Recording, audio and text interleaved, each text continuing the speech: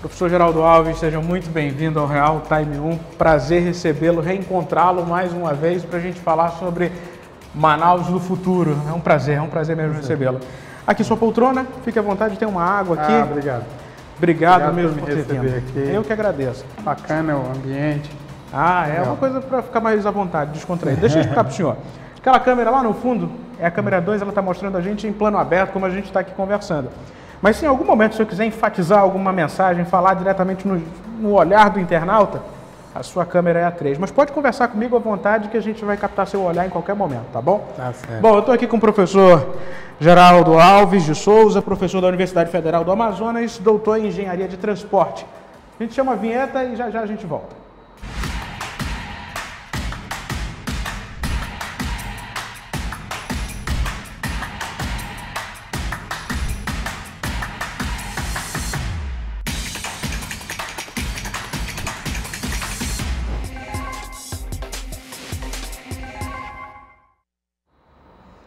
Como eu falei, o professor Geraldo já está aqui ao meu lado. Professor, quero lhe agradecer mais uma vez mesmo por ter vindo aqui com a gente. É importante a gente falar desse tema, falar sobre Manaus, discutir. Eu já lhe entrevistei, eu acho que uma dezena de vezes, assim, para a gente falar de plano diretor, isso lá atrás, em 2012. Plano diretor que a gente precisaria rever ou ter revisto em 2019, algo que não aconteceu, infelizmente. Naquele momento eu lembro de palavras clássicas do senhor quando me dava entrevistas, dizendo assim, até eu fui pesquisar algumas coisas minhas quando eu era mais magro lá atrás e estava entrevistando o senhor. O senhor dizia o seguinte, sobre o plano diretor, simples, pobre de informações e propostas. Foram aspas suas naquele momento. Agora, pouco ou quase nada evoluiu de lá para cá. A gente precisava daquele plano diretor, eu lembro, para garantir recursos dos ministérios da cidade. A gente precisava ter aquele plano diretor ali formulado e dizer para o governo federal, nós temos um plano diretor aqui funcionando. E a gente falou sobre BRT naquela época, falava sobre vários modais que poderiam ser implantados. Portanto, nenhum foi. Para começar, o que a gente precisa fazer por Manaus, por um transporte público eficiente, professor? Precisa, como naquela época a gente já apontava isso, nós precisaríamos já ter iniciado um processo de redução desse espraiamento da cidade, mas lamentavelmente ela continua sendo expandida para fora, as bordas, né? A gente já vê obra claramente com o propósito de colocar uma alça em torno da Reserva Duque, não é? Pelo norte, a M010. E isso é só abertura para aumentar as distâncias para a cidade. Não é? E esta cidade espraiada, horizontalizada, ela é a cidade para o automóvel. Naquela época a gente já falava da necessidade da gente conter o espraiamento da cidade, promovendo o adensamento, melhorar a vocação dela para um transporte coletivo de média capacidade, um tipo VLT, por exemplo, não é? Que pegando os eixos principais, a gente construísse uma rede de vias, nós pudéssemos atender uma boa parte da mobilidade urbana com um transporte coletivo eficiente, que é um sistema sob trilho. Isso não foi feito e parece que está cada vez mais distante. Bom, o senhor fala do VLT. O VLT, a gente lembra muito bem aquele que existe no Rio de Janeiro, que corta praças, é um veículo que tem uma velocidade superior ao do transporte coletivo. As últimas pesquisas feitas aqui em Manaus mostram que o transporte coletivo, o ônibus que a gente está acostumado a ver passar por aqui, ele tem uma velocidade média ali de 15, 19 km por hora. O VLT seria superior a isso e é possível para Manaus, é viável do ponto de vista de estrutura e econômico? Sim, plenamente possível. Ele é extremamente harmônico com a cidade. A gente não precisa dividir a cidade no meio para erguer corredores exclusivos, no sentido de barreiras, melhor dizendo, onde não é possível. Dá para passar ele numa praça aqui, as crianças continuar brincando. Na hora que ele vem, é lógico que as crianças têm que sair dali, mas é um espaço que pode ser extremamente harmonizado com outras funções do urbano, não é? Então, isso é plenamente possível para Manaus. É um sistema sob trilho que tem uma eficiência extremamente elevada. O custo de implantação se assemelha ao custo de um BRT, que é por ônibus, e tem uma vantagem muito grande, que é a capacidade de promover a migração modal, que consiste em quem hoje usa o transporte individual migrar para o transporte coletivo. Então, naquela época a gente já apontava que Manaus precisaria começar a implantar um sistema sobre trilho, mas isso não foi feito, isso não foi colocado na agenda, lamentavelmente, continua fora do horizonte até onde vai meu conhecimento. O senhor sempre esteve acompanhando essa questão do plano diretor, como eu falei no começo da nossa entrevista, e até mencionei também a questão do BRT, que foi na época do prefeito Amazonino Mendes, do finado prefeito Amazonino Mendes, que ele mencionava a questão, vamos colocar o BRT em Manaus, ligando o centro, a zona leste, a zona norte, essas regiões mais populosas. No entanto, o BRT começou a ser pensado como ele funciona como uma faixa exclusiva para o ônibus trafegar ali dentro. Manaus não tem via capaz para suportar isso, professor. A gente tem uma via como essa, com uma faixa própria para ônibus, eu vou dar o exemplo da Constantino Neri, com 3 faixas de rolamento. Sim. Sendo que nem todos os ônibus, aquela velha discussão que a gente já falou diversas vezes, um ônibus está do lado direito, o outro está do lado esquerdo, fica uma faixa central apenas para os veículos passarem. E eu nem estou querendo aqui privilegiar os veículos, eu estou falando de uma questão de infraestrutura. Sim. Uma das promessas não cumpridas até agora pelo atual prefeito de Manaus foi que ele prometeu e colocou no seu plano de governo, que era alargar, promover um aumento nas avenidas.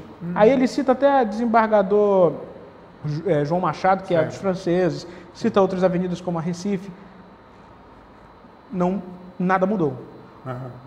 O BRT ainda é um sonho de segundo plano ou realmente se torna muito inviável pelo fator desapropriação e até por prioridade? O BRT é o modo mais fácil. Por isso que tantos políticos, quando falam assim, precisamos investir em transporte coletivo, apontam logo o BRT, porque ele tem a capacidade de trazer algumas melhorias, é um sistema de implantação rápida, mas aonde você tem via para isso. Quer dizer, o desembargador João Machado, para quem vive em Manaus há muito tempo, deve se lembrar que ela tinha 2 faixas de rolamento em sentido contrário, de cada lado, muito espremidinho ali, 1,5, não é? E tinha uma faixa de domínio aqui razoável, que permitiria o alargamento, Acontece que esse alargamento, essa ampliação não foi feita em tempos anteriores e os proprietários eles foram avançando. Então, esse proprietário que avançou, a sua construção até perto da via, o outro ali já avançou também, aí ficou aqui, então assim, acabou que foi um avança de um lado, outro avança do outro, e hoje nós já estamos com a desembargadora João Machado praticamente toda no modelo atual. Quer dizer, aquilo que foi avançado muito provavelmente foi irregular, mas tem um custo político que é de chegar com a justiça, com o braço da justiça, dizer, você fez uma construção irregular e você vai ter que demolir aqui. Então, quer dizer, melhor fosse que lá atrás a gente tivesse garantido a preservação daquela faixa adicional ali, não é? Então, acho que são problemas que o município, se ele resolver um dia encarar, tem um custo a ser pago, não é? Mas nós estamos falando de uma via, e ela não resolve entre tantas outras, ela não resolve o problema da mobilidade urbana de Manaus. Bom, se a gente olhar para o futuro, professor, quanto tempo é necessário para que Manaus tenha um transporte eficiente? Acho que a gente, se por exemplo, quisesse fazer opção com base, inclusive, na Lei da Mobilidade Urbana, a 12587 de 2012, que foi quem obrigou a elaboração do Plano Diretor de Mobilidade Urbana, a que fizemos referência mais cedo, e que colocou prioritariamente a mobilidade urbana tem que se apoiar nos transportes ativos, que é a caminhada e a bicicleta, e no transporte coletivo. Quer dizer, se Manaus quiser fazer cumprir a lei, né, ou adotar para si a lei que já existe, não é? Precisamos investir então no transporte coletivo.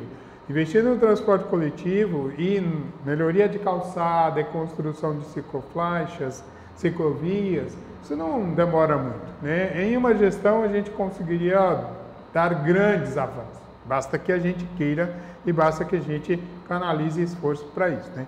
Em 4, 5 anos, a gente conseguiria implantar um sistema sob trilho para o transporte coletivo, numa rede razoável aqui, pegando os principais corredores, cortando de um sentido leste-oeste e outro no sentido norte-sul. Como acontece em grandes capitais. Pegando o fundo de vale, que ainda você tem área lindeira aí que daria para a gente colocar, talvez suspenso em colunas, não é? Daria para a gente fazer uma rede, né, sob trilho, com um impacto muito positivo, porque o sistema sob trilho ele é extremamente eficiente, ele é 99,9% de precisão. Então, assim, estou aqui agora, tenho um compromisso no centro, quantos minutos gasto daqui para lá, entre chegar na parada, né, e chegar lá? Eu posso contar com isso, porque eu consigo fazer isso, né? Quer dizer, o que não acontece quando a gente escolhe, por exemplo, a mobilidade através do ônibus. Onde você vai para parada, você não sabe direito que hora que o trânsito passa, não sabe se aquele veículo vai ficar sujeito a congestionamento, retenção, semáforo e tal. Então, assim, este é um aspecto que pesa muito quando a gente está falando de deslocamentos urbanos, e o sistema sob trilho ele tem essa vantagem de ser extremamente preciso, não é, no cumprimento do que é programado. Então, em 5 anos, a gente também conseguiria construir uma rede sob trilhos em Manaus de modo satisfatório e já começaria aí trazer bons resultados para a melhoria da mobilidade urbana, para a melhoria do ambiente, não é? E para a promoção de justiça social, porque a cidade administrada para os automóveis, como ela vem sendo há décadas, todas as obras priorizam o automóvel e não a mobilidade urbana, priorizam o automóvel, não, o usuário do automóvel, não é? Então, se a gente promove um sistema de transporte coletivo com capacidade para promover essa migração modal e para melhorar o deslocamento de quem é do transporte coletivo, nós estamos também promovendo justiça social, né? A gente talvez pudesse falar um outro aspecto que vai na contramão disso, que são as obras que estão sendo anunciadas para Manaus, algumas já em construção. Incomoda muito ver, por exemplo, uma obra como a da Calderaro, que é a antiga Paraíba com o V8, que, por exemplo, ali você não tem espaço para o pedestre. Se você pega a bola do Coroado, a obra que foi feita lá, não tem espaço para o pedestre. Quando eu falo não tem espaço para o pedestre, não tem espaço para o ciclista, não é? Então, essas obras que estão sendo licitadas, que estão sendo tocadas aí, vai continuar não dando prioridade para o automóvel, vai continuar ignorando a existência do pedestre, porque nessas que eu citei, o pedestre não tem espaço, o espaço é para o usuário do automóvel, não é? Será que a gente... A velha discussão da calçada, professor. Sim, a gente está falando do plano diretor que visava tanto isso. Eu lembro como se fosse hoje aquelas discussões até acaloradas, reuniões, audiências à tarde na Câmara Municipal de Manaus, diversas vezes falando sobre calçada. Sim, sim. A gente continua com as irregularidades de antigamente, tão tranquilas como nós vimos lá atrás, há mais de 10 anos. Sim. E assim, é bom a gente...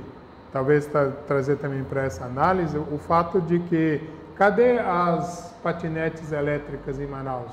Elas já viraram realidade mundo afora. Brasil, lá no Sudeste, por exemplo, você já tem cidade como São Paulo, né, com um uso intenso das mobiliárias, Os patinetes. patinetes elétricos, por exemplo. Né? Quer dizer, Manaus, do jeito que está hoje, nós teríamos muita E dificuldade. não houve avanço das ciclofaixas nem ciclovias. Nem ciclofaixa, nem ciclovia. Né? A gente, por exemplo, eu vou citar aqui uma que existe ali na Coronel Teixeira, na zona oeste da cidade, caminho sentido Ponta Negra, né?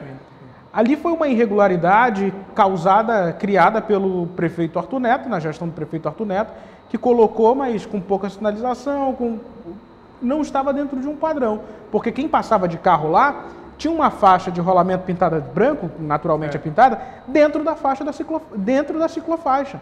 Ou seja, nem a sinalização foi respeitada naquele momento para o ciclista. Certo. Eu vou repetir, implantada por um órgão público que precisava minimamente respeitar a legislação. Eu estou falando de um órgão público, não estou falando de uma empresa. Sim. E nada mudou.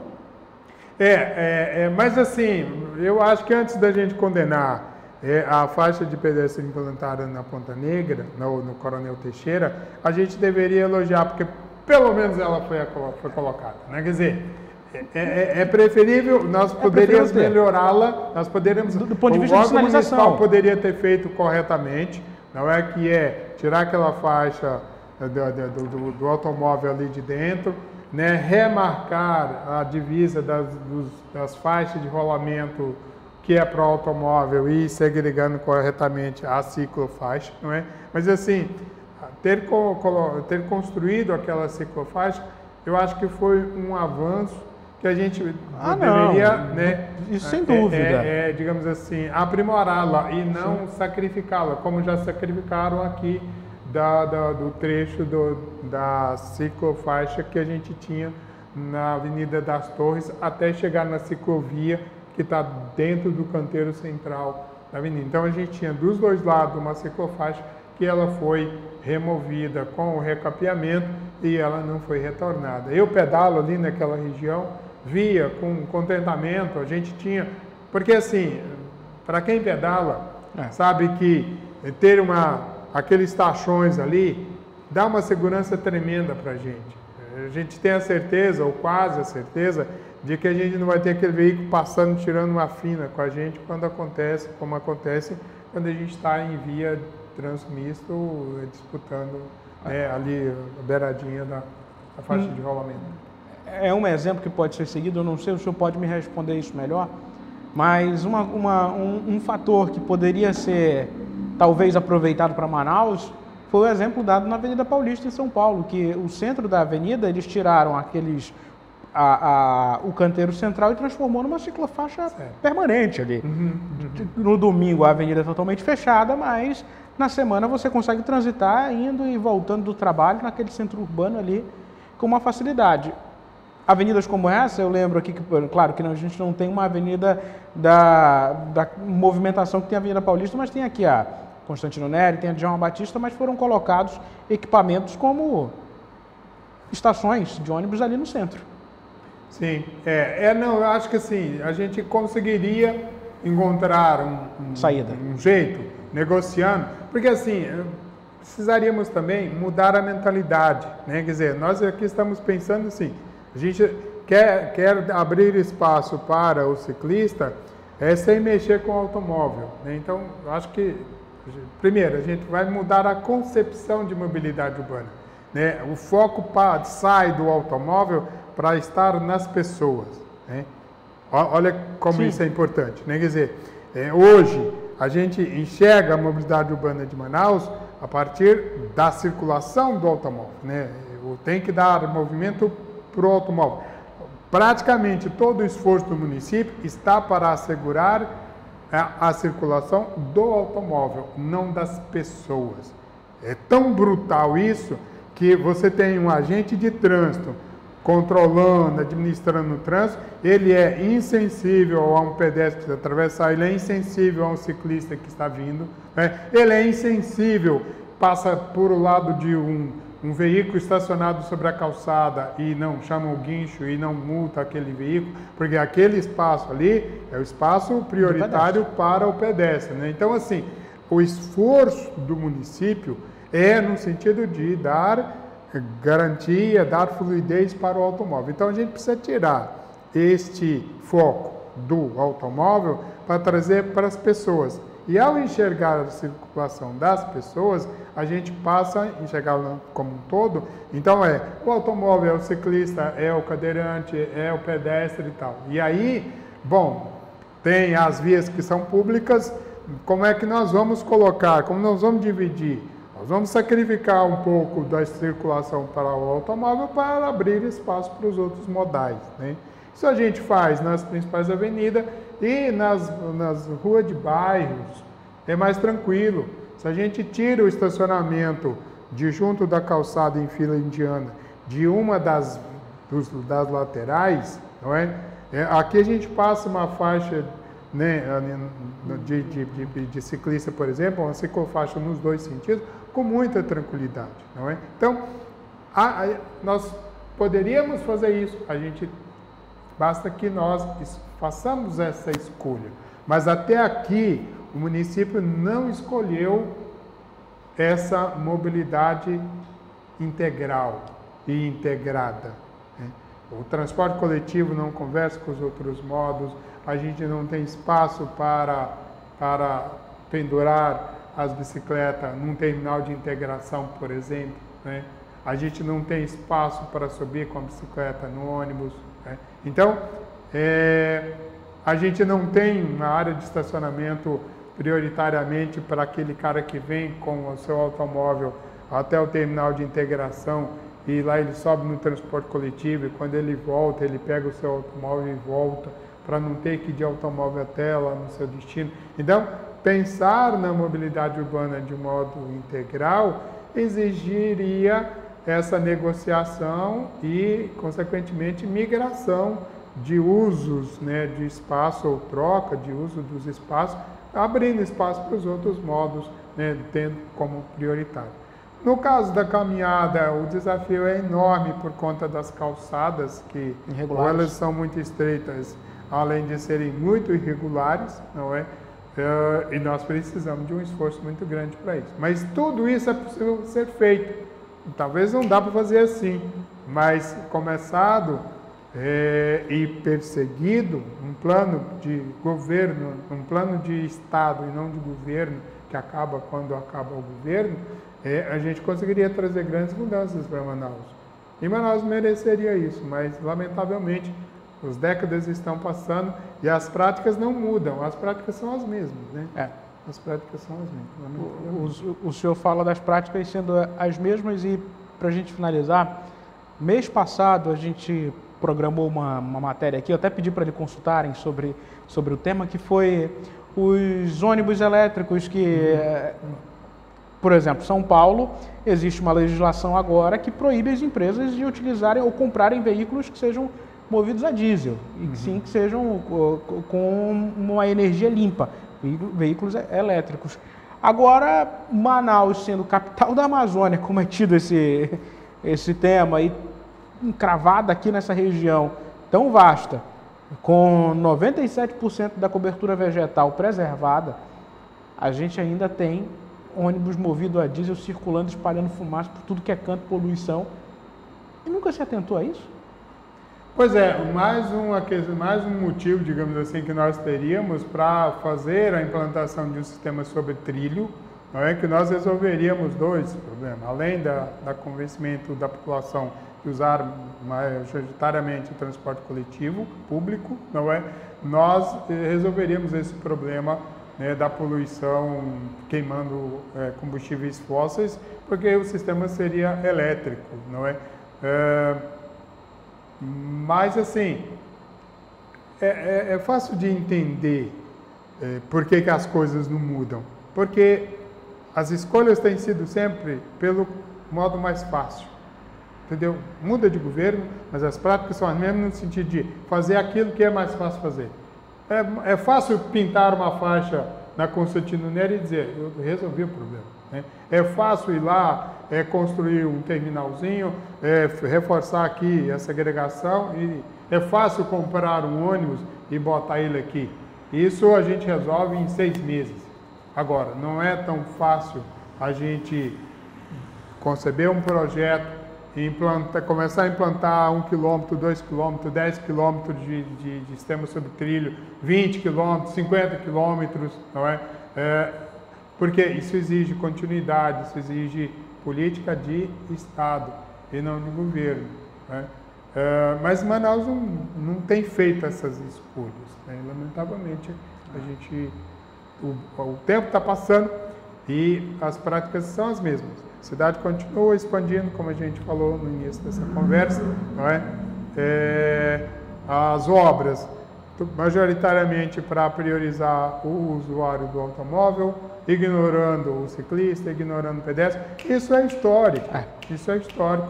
E as escolhas continuam sendo as mesmas, né? O resultado, infelizmente, chegou para quando a gente discutia lá atrás, chegou agora, a gente está vendo, ou seja, quase ou nada de eficiência.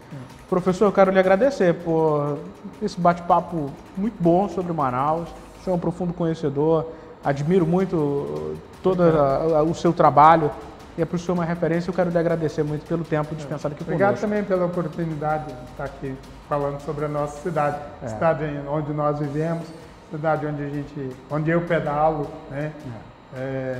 Gostaria de ter mais segurança na hora de pedalar, mas a gente vai remando.